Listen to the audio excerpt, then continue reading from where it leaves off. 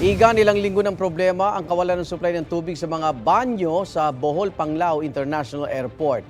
Ay sa pamunuan ng airport, December 17 pa ito pinoblema dahil hindi nakapag-deliver ang water supplier.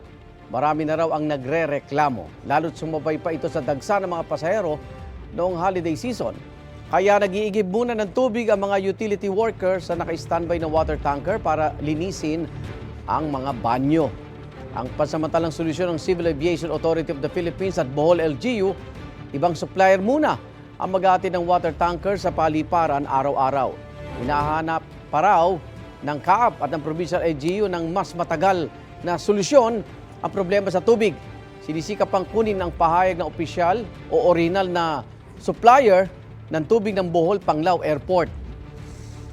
Igan, mauna ka sa mga balita, mag-subscribe na sa GMA Integrated News sa YouTube para sa iba't ibang ulat sa ating bansa.